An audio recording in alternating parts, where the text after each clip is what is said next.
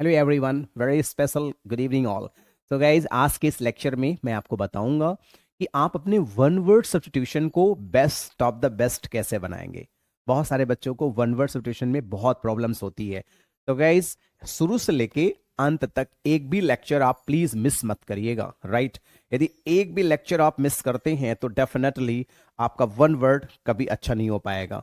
तो ध्यान दीजिएगा, वन वर्ड के लिए हमने आपको 50 × 25, इट मीन्स आपको मीन्स 1250 वर्ड्स आपको मिलेंगे। और guys, all the words are explained well, सारी चीजें अच्छे से एक्सप्लेन्ड हैं। So from first till the last lecture, do not miss any class. It's my humble request, please do not miss any class, and whenever you attend the class, you always sit on your chair with pen and copy and make the best notes. So definitely you will get the best result. So guys, if you want the entire PDF of one word, so please join my Telegram channel. With the help of this channel, you will be getting each and everything. So guys, keep on all the lectures. So guys, आज के इस lecture में मैं most 25 important one word को discuss करूंगा, ठीक है। ये लेक्चर नंबर हमारा 27 है, ठीक है।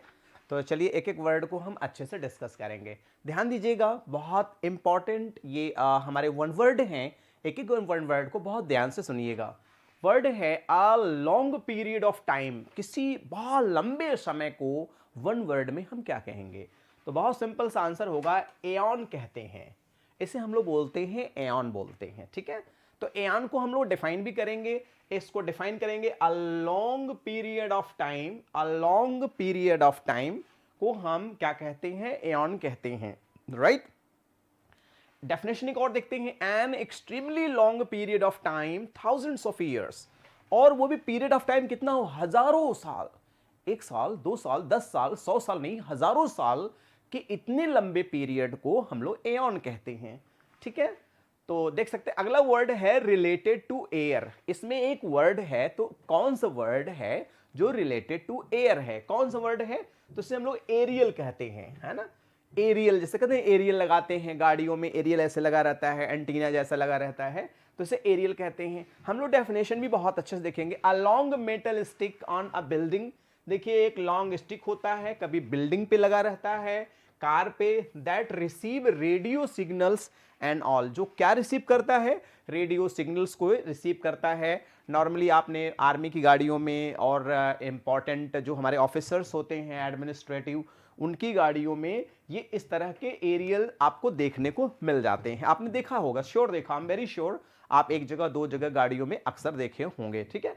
कभी कभी बिल्डिंगों पर लगा रहता है। कार या मकान पर लगी धातु की लंबी छड़ी जो रेडियो या टेलीविजन तरंगे ग्रहण करती हैं।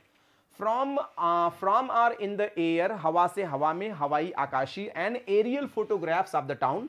ध्यान दीजिएगा, कभी कभी क्या होता है, बाढ़, सूखा पीड़ित जो एरिया होता है उसका भी एरियल व्यू लिया जाता है, ठीक है। तो दैट इज कॉल्ड एरियल। अगला वर्ड है get into a ship, plane, bus और ट्रेन। द ट्रेन, बस और शिप में चढ़ने को इंग्लिश में क्या कहते हैं? तो उसे हम लोग क्या बोलते हैं? अबोर्ड बोलते हैं। अबोर्ड, है ना। अबोर्ड माने होता है चढ़ना होता है, क्लाइंब माने भी चढ़ना होता है, बोर्ड माने भी चढ़ना होता है। तो एबोर्ड माने होता है सवार होना किसी गाड़ी, प्लेन या किसी चीज पे। देख सकते हैं, or into train, ship or aircraft. रेलगाड़ी, जहाज, विमान या बस पर सवार होना। We aboard the train and found a seat. जैसे ये बस की सीटें हैं, तो बस में चढ़ के बैठना, इन सारी चीजों को हम लोग क्या कहते हैं? एबोर्ड कहते हैं। क्या कहते हैं? एबोर्ड कहते हैं। देखिए, कम एबोर्ड, है ना। देखिए, जो बड़ी बड़ी जहाजें होती हैं पानी की, उसको हम लोग एबोर्ड कहते हैं। That is called abode, right. Needle shaped, कोई चीज जो सुई के आकार का हो, उसे क्या कहते हैं? है ना, एस रोज कहते हैं, एक्रेट कहते हैं, या एसिक्यूलर कहते हैं। तो अच्छी बात यह है कि सारे के सारे ये ऑप्शन सही है। तो एसिक्यूलर भी होगा। मैं पूरा आपको एक एक वर्ड को डिफाइन भी करके बताऊंगा। देखिए, एसरोस मीन्स होता है शेप्ड लाइक नीडल, जिसके नीडल जैसे शेप हो। हैविंग अ शार्प, शार्प का मतलब होता है तेज होता है। और एसरेट, है ना, एक्यूमिनेशन, और तीछा, तेज होता है, नुकीला होता है। और एसिक्यूलर देखिए नीडल शेप्ड होता है। तीनों वर्ड सेम होता है, इसीलिए आंसर क्या होगा, ऑल होगा। ठीक है, देख सकते हैं ये भी नीडल शेप है, कुछ प्लांट्स होते हैं नीडल शेप, है ना। तो इस तरीके से ये हमारे क्या होते हैं, निडल शेप होते हैं चारों। देखिए ये भी क्या है, एसिक्यूलर, देखिए इसमें भी निडल है जगह जगह पे, जैसे कुछ चीजें होती हैं जिसमें सुई जैसा होता है, तो उसे एसिक्यूलर कहते हैं, having the shape of a needle, है ना, एसिक्यूलर, है ना। बहुत सारे पेड़ और वृक्ष और कुछ होते हैं उनमें एसिक्यूलर होते हैं। ठीक है, अगला वर्ड है way of approaching or entering, माने किसी चीज में अप्रोच करना, एंटर करना। एक इसे हम लोग बोलते हैं एक्सेस। एक्सेस कार्ड होता है, जैसे एक्सेस कार्ड लटका रहता है, अगर आप डोर के पास जाओगे तो एक्सेस करेगा तो आपको अंदर जाने देगा, नहीं तो आपको अंदर नहीं जाना, उसे एक्सेस कार्ड कहते हैं।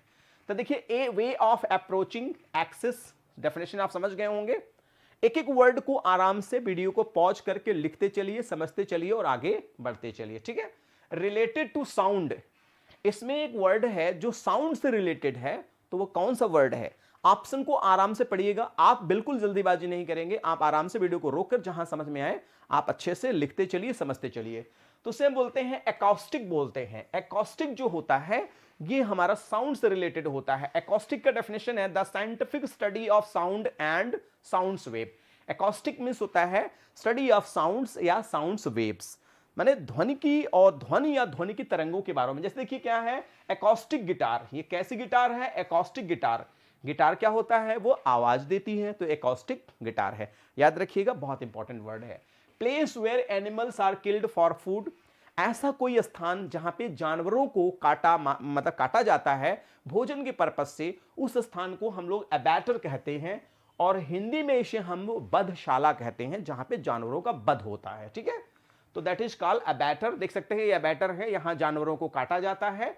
An abattoir is a place where animals are killed in order to provide meat. ऐसा प्लेस जहां, उसे स्लॉटर हाउस भी कहते हैं, अबैटर भी कहते हैं। ठीक है, ऐसा जगह जहां पे जानवरों को मारा जाता है कि लोग आराम से भोजन वगैरह पा सके। Ritual of washing the body, माने बॉडी को धुलने का, जैसे बहुत सारे प्रोग्राम्स होते हैं, शादियों में कार्यक्रम होता है, उसमें नहलाया धुलाया बहुत सारे कार्यक्रम किए जाते हैं, तो उससे क्या बोलते हैं, दैट इज कॉल्ड एब्लूशन। तो एब्लूशन माने होता है ritual of washing the body, that is called ablution is cleaning with water generally done, है ना, as a ritual with holy waters.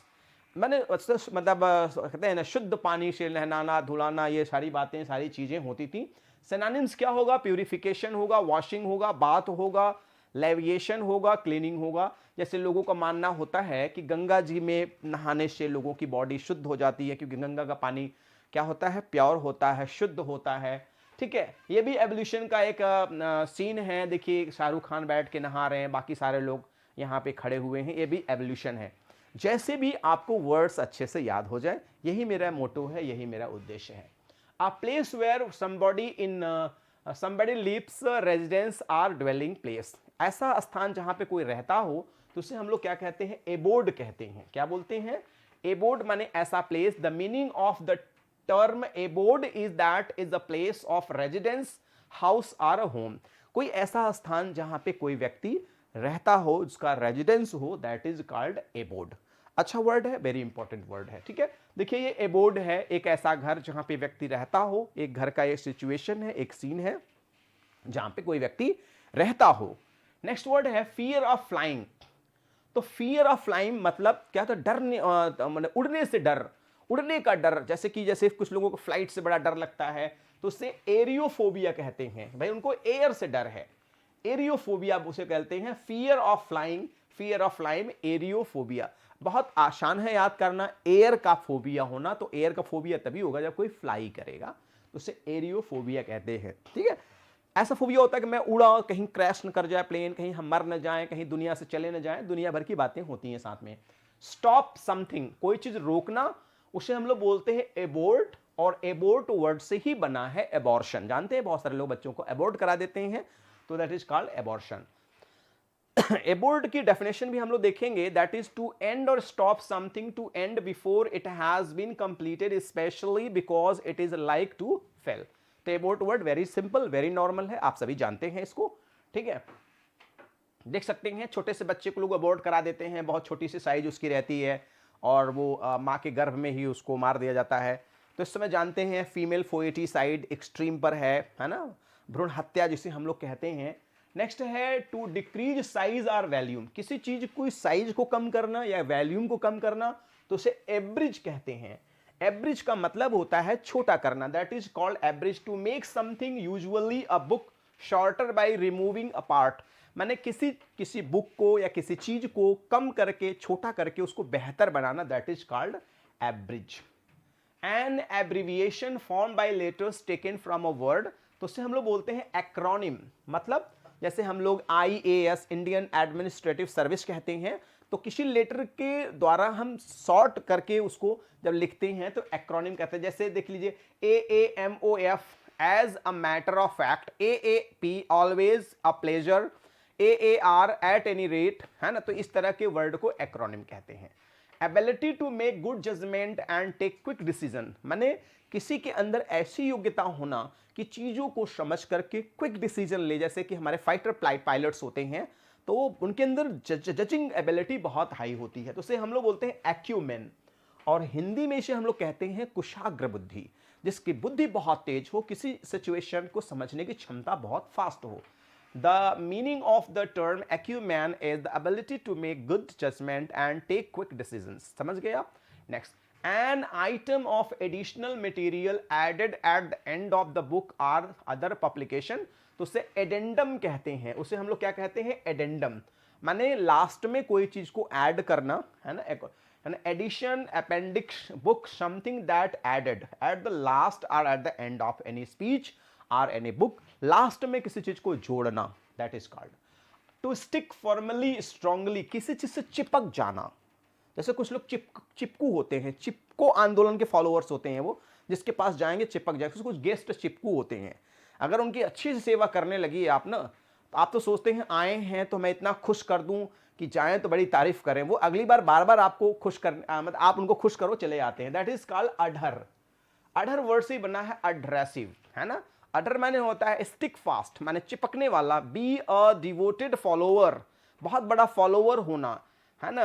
तो ये होते हैं, बहुत सारे लोग होते हैं। फॉर अ पर्टिकुलर पर्पज, माने किसी काम को पर्टिकुलर टाइम पर्टिकुलर पर्पज के लिए, कुछ समय के लिए जब किसी को रखा जाता है, जैसे बहुत सारे टीचर्स को रखा जाता है, भाई अभी गवर्नमेंट के टीचर्स नहीं आए हैं तो प्रिंसिपल को पावर होती है कुछ पैसा दे करके वो रख सकते हैं, महीने 2 महीने, साल 2 साल 4 साल, जब तक गवर्नमेंट वैकेंसी भरती नहीं है उसको, तो इसे एडहॉक कहा जाता है। बहुत सारे एडहॉक के टीचर्स होते हैं, एडहॉक में काम करते रहते हैं।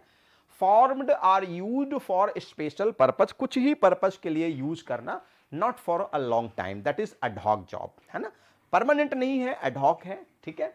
डिफिकल्ट टू अंडरस्टैंड, कोई ऐसी चीज जिसे समझना कठिन हो, इसे हम लोग आर्केन कहते हैं, सीक्रेट कहते हैं। जैसे कोई बुक या कोई चीज समझ में ही ना आए, कोई व्यक्ति कभी कभी न समझ में आए, इधर जाएगा उधर जाएगा, क्या करेगा भगवान जाने, आर्केन कहते हैं। Secret, mysterious, understood only by few, बहुत कम लोगों के द्वारा कोई चीज समझ पाना, that is called arcane. Clear? Okay. To make something more prominent or noticeable, कोई ऐसी चीज जो मोर प्रोमिनेंट हो और ज्यादा नोटिसेबल हो। जैसे कुछ लोग सोचते हैं ना, मैं कुछ ऐसा काम कर दूं कि सब लोग उसको नोटिस करें। emphasizing or highlighting something to make in more noticeable, कोई ऐसी चीज जो बहुत ज्यादा लोग नोटिस करें। जैसे फॉर एन एग्जांपल मैं आपको दिखाता हूं, जैसे कुछ लोग मेकअप भी करते हैं तो सोचते हैं कि हम सबसे एकदम अलग दिखें। देख रहे हैं मैडम इतना ज्यादा लिपस्टिक लगा ली है, उनको लग रहा है कि मैं जितना ज्यादा लगाऊंगी उतना ज्यादा लोग मुझे देखेंगे। Accentuate, make more noticeable or prominent, जोर देना किसी चीज पर। कम्युनिकेशन में भी एक्सेंचुएट होता है, सेंटेंस वर्ड पर एक्सेंट हम लोग देते हैं, एक्सेंचुएट करते हैं।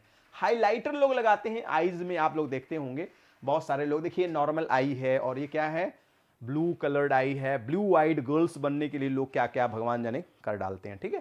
That is accept silently or without protest, किसी चीज को साइलेंटली एक्सेप्ट करना बिना किसी विरोध के, तो उसे हम लोग क्या कहते हैं, उसे हम लोग अलाउ भी कहते हैं, एक्सेप्ट भी कहते हैं और एक्विजिसेंस कहते हैं, एक्यूज कहते हैं। एक्यूज में मौन स्वीकृति होता है, इसकी वर्ड मैं दे रहा हूं, reluctant, agreed, except of something without protest, माने किसी चीज को बिना विरोध किए एक्सेप्ट कर लेना, अंडरस्टैंड कर लेना, that is a person who performs difficult acts such as balancing or high ropes, कोई ऐसा व्यक्ति जो अपने को रोप पर चलना, जैसे बहुत लोग रस्सी पे चल लेते हैं, बहुत लोग साइकिल पे खड़े होकर चल लेते हैं, भगवान जाने कैसे कैसे एक्टिविटीज करते हैं, स्पेशली सर्कस में आपको देखने को मिलेगा। देखिए इक्विलिब्रिस्ट ये भी सही है ना, फनाम्बुलिस्ट वो भी सही है, एक्रोबैट ये भी सही है, मतलब आंसर विल बी ऑल। ठीक है, तो ये इसका जो सही आंसर होगा ऑल। मैं मैक्सिमम को डिफाइन भी करूंगा। अ person who performs balancing feet specially on high wire, जैसे बहुत सारे ऐसे होते हैं इक्विलिब्रिस्ट जो एक बिल्डिंग से दूसरे बिल्डिंग में रस्सी बांध देते हैं और उसी पे चल के चले जाते हैं उस तरफ, उससे इक्विलिब्रिस्ट कहते हैं। देखिए जैसे ये है ना, एक साइकिल चला रहे हैं, देख रहे हैं रस्सी पे, यहां ठीक लोग सड़क पे नहीं चला पाते हैं, ये रस्सी पे साइकिल चला रहे हैं, ये इक्विलिब्रिस्ट हैं, ये एक्सपर्ट होते हैं, इनकी बड़ी प्रैक्टिस होती है, बड़ा डेडिकेशन होता है, बहुत जबरदस्त कंसंट्रेशन होता है, इसमें माहिर होते हैं। फनाम्बुलिस्ट भी देखिए रस्सी पे चलने का एक सिचुएशन है, used to walk on tight rope, well the artist who do so are called funambulist, that is called. Science of the causes of disease, माने जो ऐसी साइंस जो डिजीज किसी के अंदर है नहीं है इसका पता लगाती है, तो इसे एटियोलॉजी कहते हैं। Science of the causes of disease, ऐसी साइंस जिसके वजह से डिजीजें होती हैं। The scientific study of the causes of disease, रोगों के कारणों का अध्ययन करने वाला शास्त्र रोग हेतु विज्ञान कहा जाता है। समझ गए होंगे आप, इसलिए मैंने डेफिनेशन इंग्लिश हिंदी जितने में हो सकता है संपूर्ण तरीके से मैं I do my best to make you understand, I leave no stone unturn to make you understand. हम कोई कसर नहीं छोड़ते हैं। One who doubts the existence of God, जिसको ये डाउट होता है भगवान है भी कि नहीं है, तो दैट इज कॉल्ड एग्नोस्टिक। बहुत बार ये वर्ड आया है बट वेरी इंपॉर्टेंट वर्ड है। मैं आगे डिफाइन करता हूं। एग्नोस्टिक वो होता है देखिए एग्नोस्टिक है ना, doesn't know for sure whether any God exist or not, मतलब इनको विश्वास ही नहीं होता भगवान हैं भी कि नहीं है। बहुत सारे लोगों को अभी तक डाउट होता है ईश्वर हैं कि नहीं। जब सब काम बनता जाता है तो सब मानते हैं ईश्वर हैं, बहुत अच्छा है, और जब एक भी काम नहीं बनता है और खूब पूजा पाठ करते लगातार हैं तो डाउट हो जाता है सही भगवान नहीं है क्या। लगता है हमें तो नहीं लगता है भगवान है, और सब थोड़ा होने लगता है, थोड़ा नहीं तो नहीं है भी नहीं भी है, वो बेचारा डायलेमा में ही रहता है। Fear of being in open space, तो इसे एग्रोफोबिया कहते हैं। जैसे कुछ लोगों को डर लगता है, जैसे बड़ा सा मकान हो, कोई न हो, अकेले रहना तो उसको बहुत डर लगने लगता है। बड़ा सा फील्ड हो, बड़ा सा जंगल हो तो उसको बहुत डर लगता है। क्या डर लगता है? कोई आ न जाए, दरवाजा खुद रहा है, हवा से भी खड़ा तो लगता है कोई भूत आ गया, चोर आ गया, लाइक दैट।